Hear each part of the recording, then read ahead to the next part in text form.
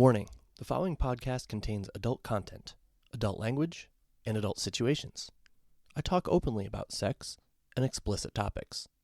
If you are under the age of 18 or are uncomfortable listening to sexually explicit narratives, please listen no further. I am not a professional therapist, counselor, or doctor. I'm just an average guy in the swinger lifestyle who likes to share his experiences. This podcast is for informational and entertainment purposes only. Please seek a professional if you are in need of advice, guidance, or care as it relates to sexual health or alternative lifestyles.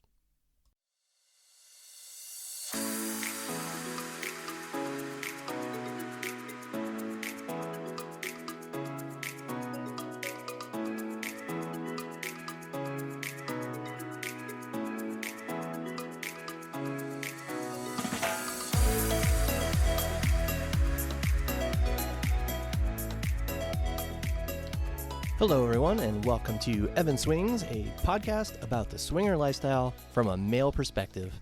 Mine. I'm Evan. I'm half of a lifestyle couple. My wife is Eva. We've been in the lifestyle for about 3 years at the time of this recording, and we have had an amazing adventure, and I'm here with each episode to tell you all about it.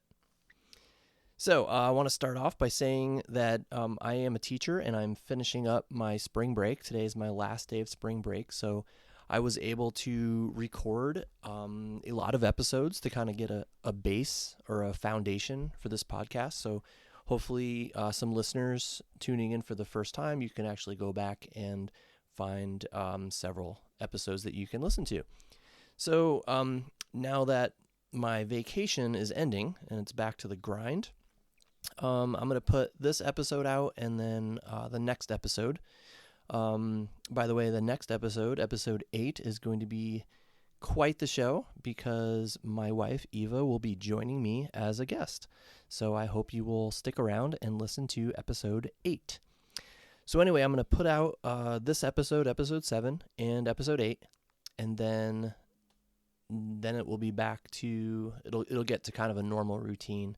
I'm thinking I will record a new episode every other week or so. So if you happen to enjoy this podcast and you are looking for some new episodes, if you even subscribe, they'll be coming out probably bi-weekly. We'll have to see. I don't know, is that bi-weekly or semi-weekly? I think it's bi-weekly.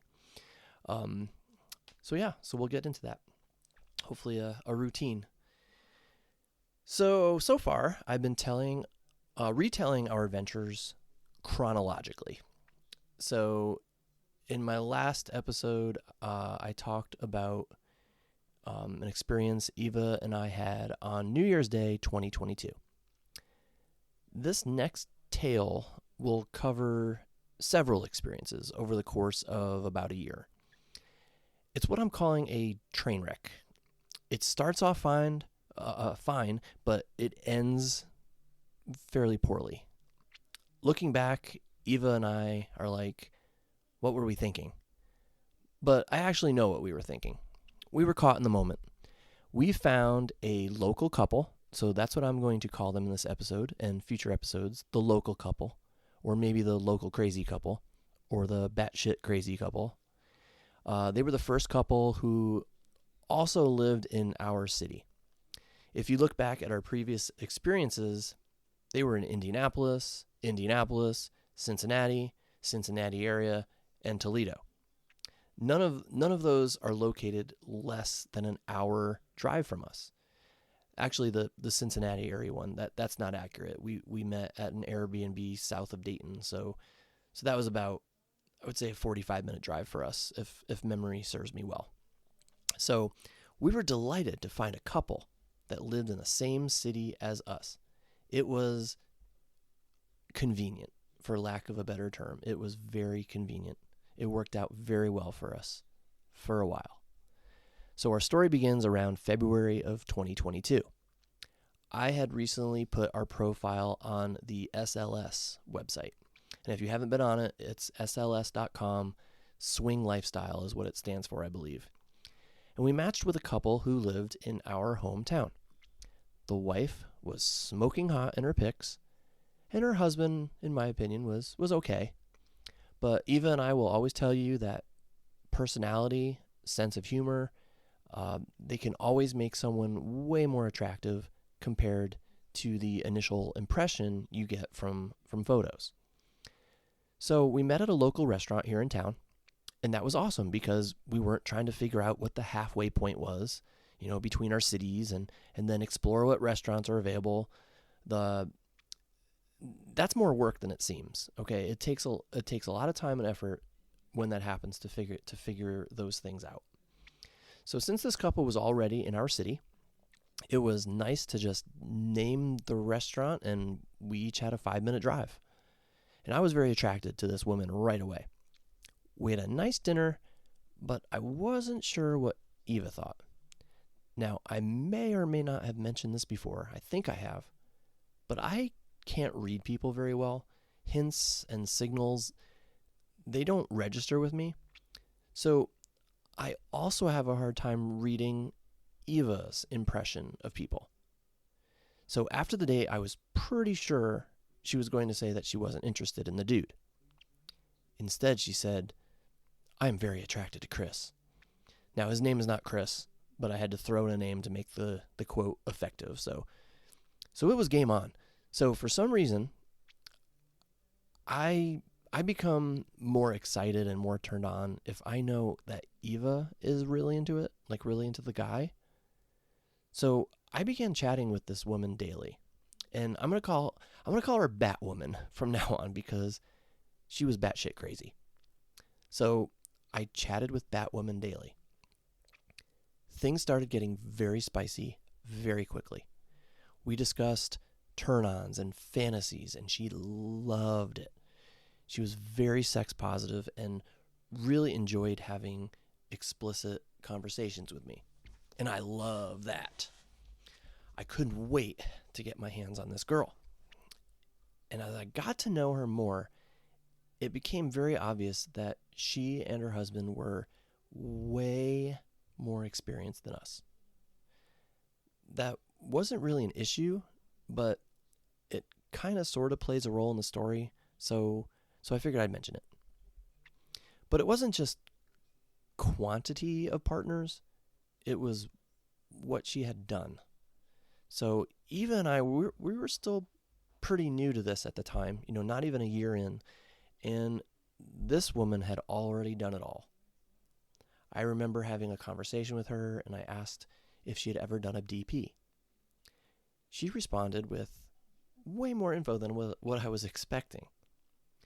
She told me that not only has she done plenty of DPs, but she has done DVPs.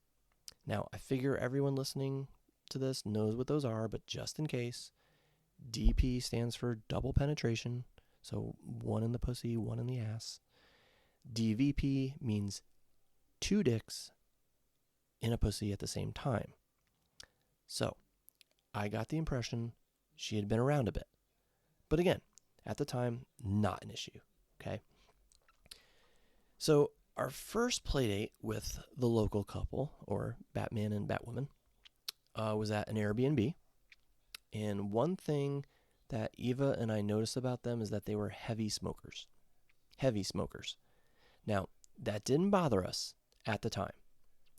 They would excuse themselves to go outside and smoke occasionally, but they never did it in front of us at the time. And they never smelled or tasted like smoke at that time. So hopefully you can see kind of some foreshadowing where I'm going with this. Now again, this is all going to end poorly, all right? The story ends poorly. So we're getting to that. But as I mentioned in previous episodes, we learn from our experiences.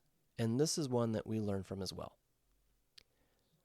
The dude, so I'll call him Batman, but he wasn't nearly as batshit crazy as her. He did have a great idea for ice breaking in the bedroom if things aren't going as comfortably as anticipated for like a first play date.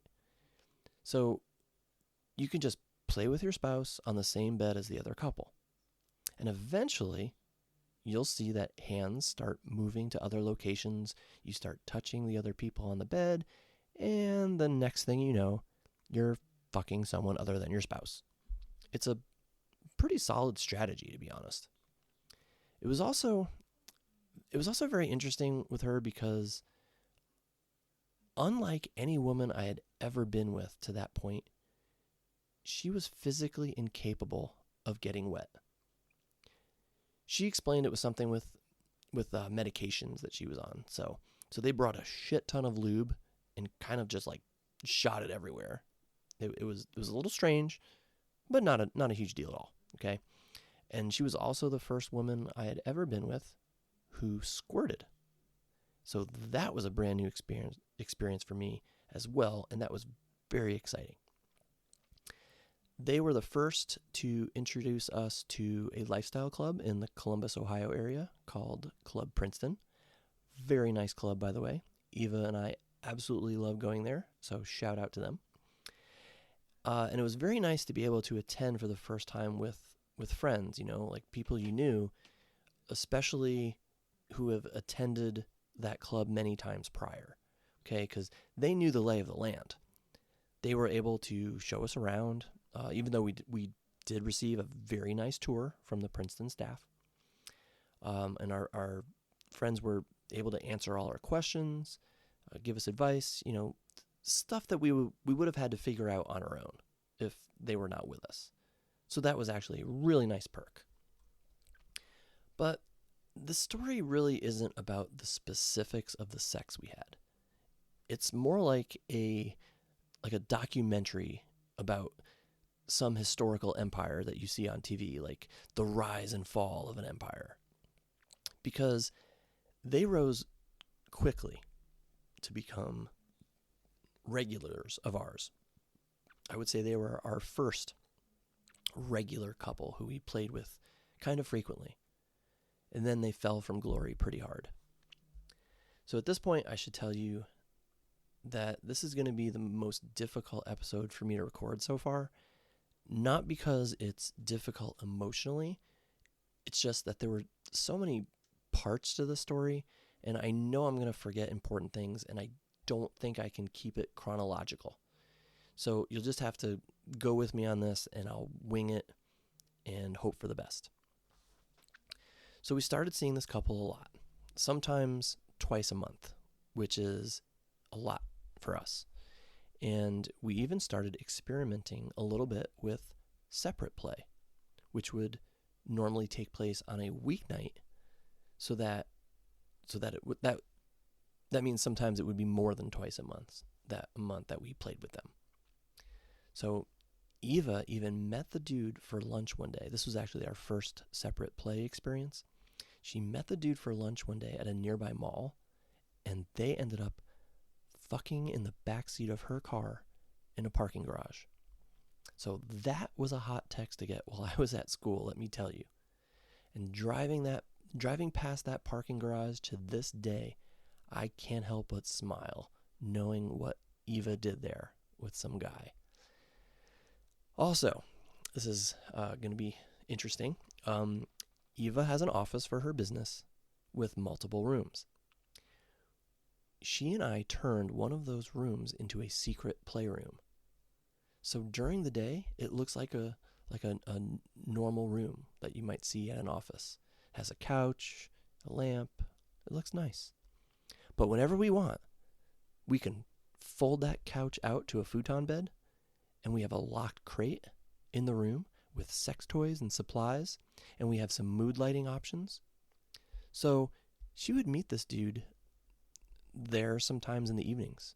She'd give the excuse that she had to catch up on things at the office, and then she'd go and fuck this guy and then come home. And that was really hot. So I remember walking into the bathroom once, and she was putting on makeup, and I asked what she was doing. And she said, heading to my office to catch up on work, wink, wink, something like that. And another time I was working late, and she sent me a pic from her office when I knew for sure she was supposed to be at home, because she was fucking the guy at her office again. And it was so damn hot. And a few times maybe, I would meet her there as well. I think she and I played there a total of like 3 times. Oh, another thing about playing at her office, she would come home from doing this and I would just basically attack her. Okay, she would walk into our bedroom and then our walk-in closet to change from this event she just had, and I would immediately ask her to start telling me all about it. Like, I would want all the juicy details. It would just get me going. She would not get very far before I was fucking her in the closet. Like, we didn't even make it out of the closet. I was pulling down her underwear and fucking her right there in the closet while she was telling me about fucking some other guy. And now that happened several times. It was reclaimed sex, but it was more like animalistic in nature. So I just had to have it. I just had to have her right then and there as she told me about how she fucked this guy at her office. It was so hot, and I actually really miss that part of it. I really do. But at that point, all was well and good. But now, let me tell you how things got weird very quickly, or just bad. First of all, their smoking got out of hand. When we first met them, it was like they knew we didn't like smoking, so they hid it really well. But once they got comfortable with us, once our relationship with them expanded or evolved, it seemed like they smoked more often and did less to hide the smell and, unfortunately, the taste. So it's like they weren't even bothering to try to cover it up like they used to. So that bothered us, mostly me. I tasted it on her breath all the time, and I never did when we first met. So maybe I was booty blinded at first, I don't know, but I'll explain booty blinded in a little bit. Because they were our regulars, we agreed to stop using condoms. We would all get tested regularly, and all other couples, any of us we played with, we would say that condoms would be required. So we would go condom free with each other. And for us, one other couple whom we discovered were mutual play partners with us and the batshit crazy couple. So we were all kind of playmates. So those were the only condom free couples. So quick side note, that other couple ended things too with this local couple when they learned how batshit crazy they were. So yeah. So they ended it too. So we weren't the only ones who found this couple to be batshit crazy. Anyway, we knew they were more experienced than us, but they also played a lot more than us. We typically played with them together or separately twice a month, like I said, on average. Usually on Saturdays, especially when it was all four of us. We would play on Saturdays. Well, we found out that they would see us on Saturday, but they would have just played the night before with a different couple on Friday, the night before, and the night before that on Thursday. And maybe they had a friend come over and play on Tuesday. So they would tell us all about these sex parties they were going to and orgies that they went to. It seemed like it was nonstop for them. It made me very uncomfortable just because, I'm just going to say it, I don't think that they were very smart, common sense wise. Okay, they may have been intelligent people, but I don't think common sense was their strong point. And we had learned through experience that they were very scatterbrained and got very drunk and very high at times. So my thought was, how could they be trusted to stay safe and honor our agreement about condom use if they were drunk and high all the time? How did we know? And if they were having all these experiences like nonstop, like 4 days a week, how can we trust them that they were going to be safe? And as I will explain in a future episode, even if you're careful, things can happen. Diseases, infections, they can be transferred. So with the number of times they were playing, the chances of contracting something increased. Okay? So there was the amount they were playing and the fact that I just didn't feel like I can trust them to honor our agreement. Now, she dealt with mental health issues, depression, extreme anxiety, and I was not bothered by that because I did too. I felt we had a good connection because of that. We both suffered from depression and anxiety. I was very understanding of her quirks at first, but it seemed she was not very understanding of mine. So I'm going to sound like a crazy person myself here, but I have to be honest and give you an example. I had an obsession with fairness and evenness, even numbers. Like I still do to some extent. Like it would bother me because of my anxiety to know that Eva and Batman would play several times before Batwoman and I would play. I wanted it to be more even. I wanted us to have the opportunity to play the same amount. And it wasn't jealousy. It was a need to keep things balanced in my mind. Now, thankfully, I have overcome that, and it is no longer an issue.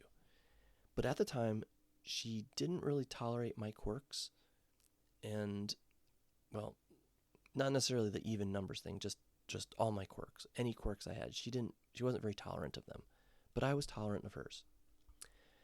Then there were some big issues. One time I went over her house to play while her husband was at work and her kids were at school or out somewhere. I can't exactly remember. So I showed up and she just happened to get the results of her most recent STI screening while I was there. And she freaked the hell out because it told her she tested positive for herpes.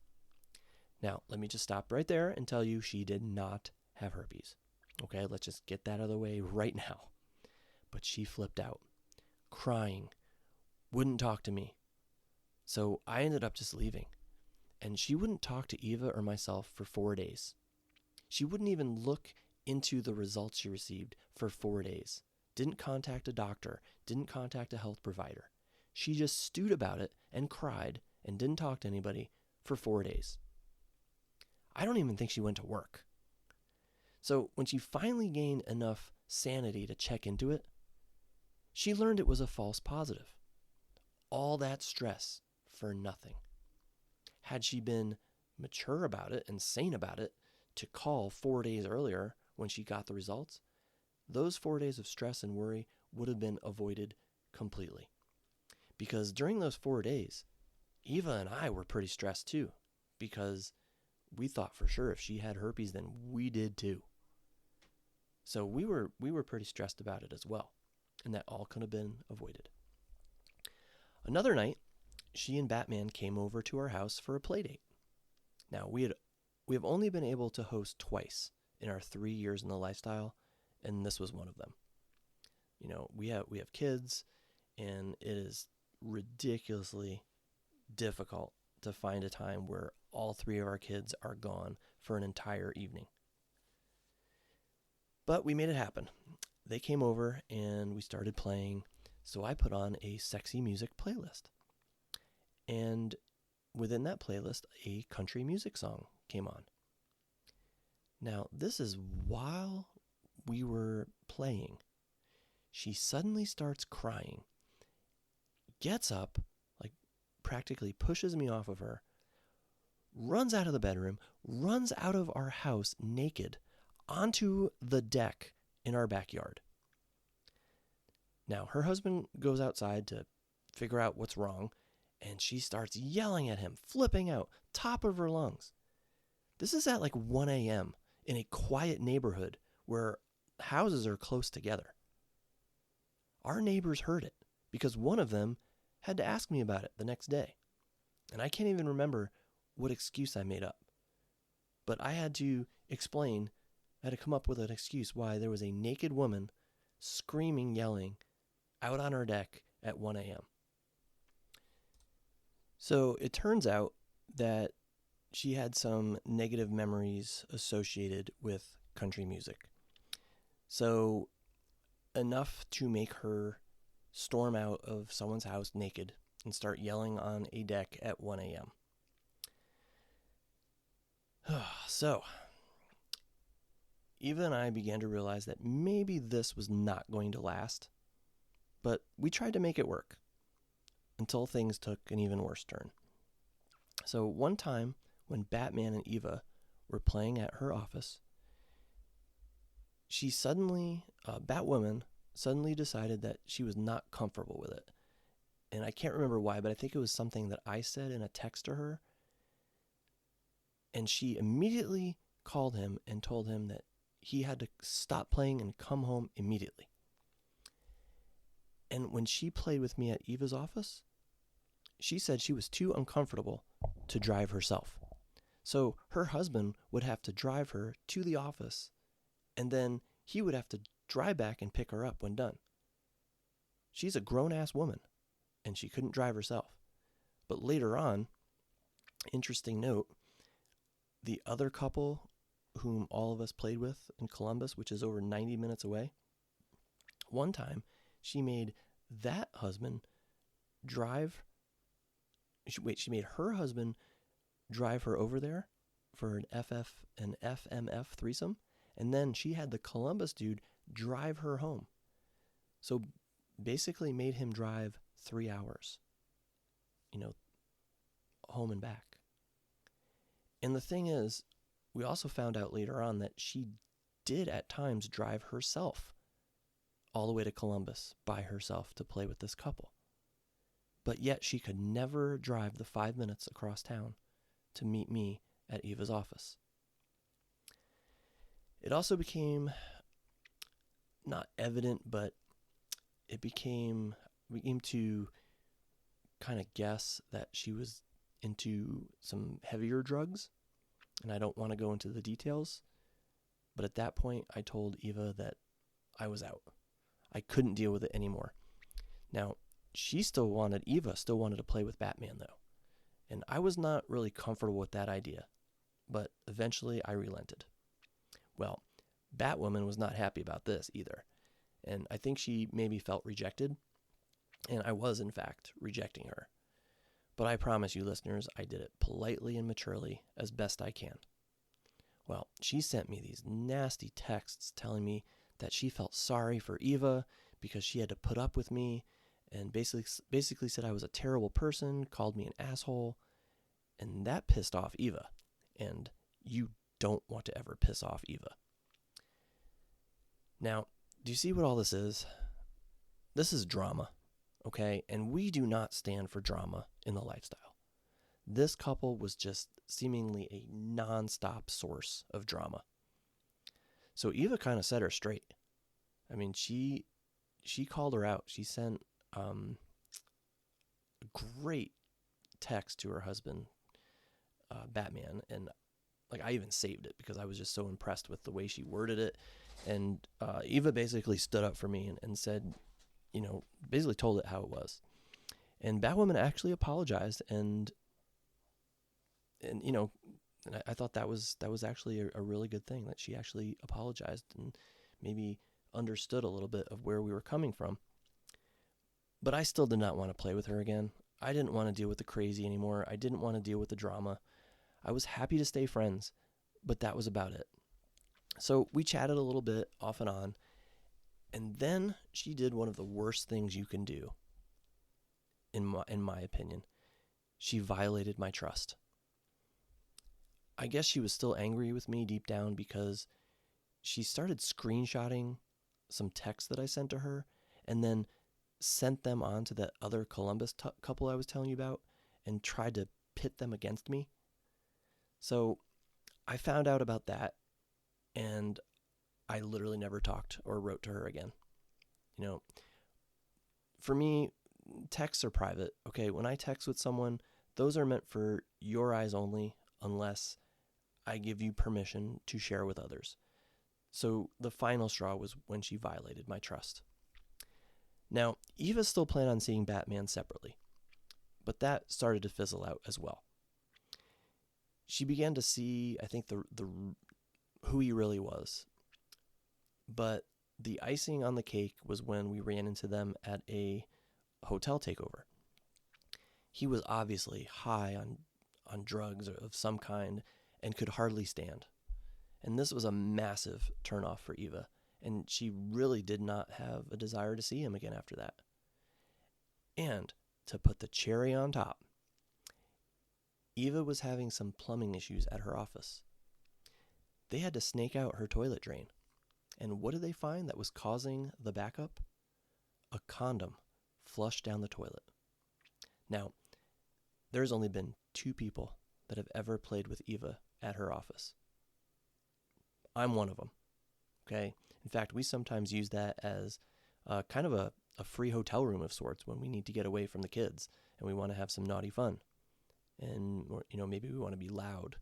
So I know I never flushed a condom down the toilet. I mean, who does that? Idiots. Who doesn't know that condoms are not flushable? So it had to be Batman.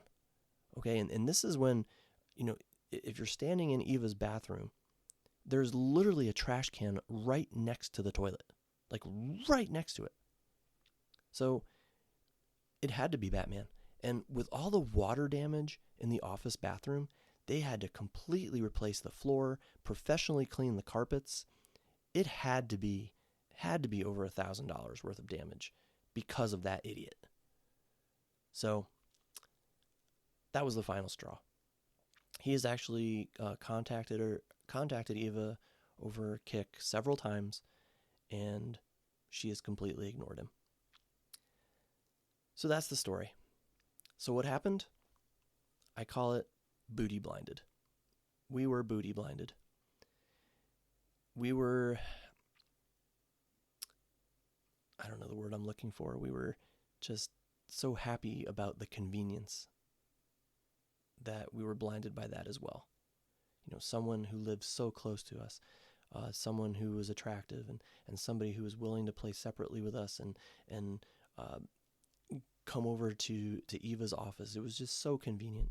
And I think that made it more hot and more enjoyable for us. So we were convenience blinded, but we were also booty blinded. And I get that from a movie. There's this movie called I Spy, probably early 2000s, with Owen Wilson and Eddie Murphy, where Owen Wilson's character makes some uneducated decisions because he wants to bang this girl. So Eddie Murphy says that he was booty blinded by the hot booty. So that's what happened with us.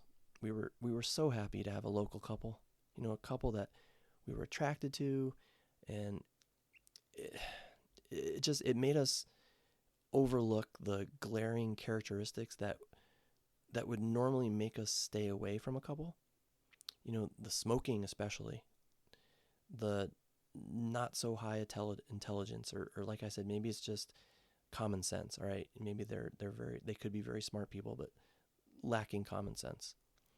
The being careless with the high number of sex partners, the freakouts. But as most mistakes do, it made us stronger and wiser in the lifestyle. And we learned a lot from all that. And trust me when I say we'll never make a similar mistake again. So yeah, that's the big tale of being booty blinded.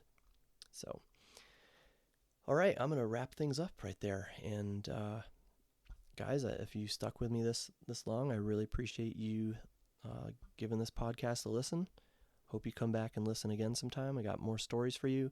Next episode is going to be just an awesome episode because my wife Eva is going to be joining me. She's going to be my guest. So you get to hear both of us as we tell this crazy tale of an experience we had fairly recently.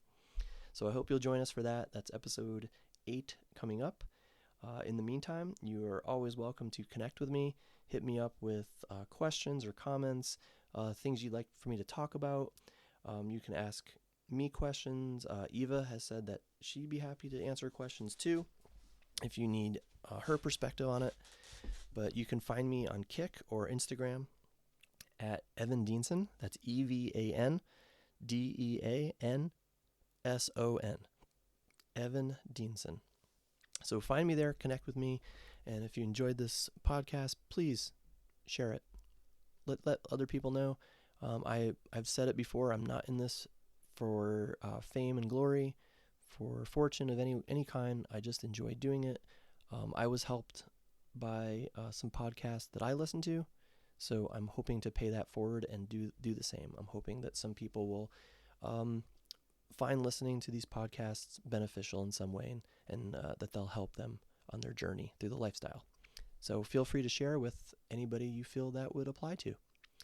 And with that, I'm going to say goodbye, and I hope that you'll listen again soon. Take care, everyone, and happy swinging.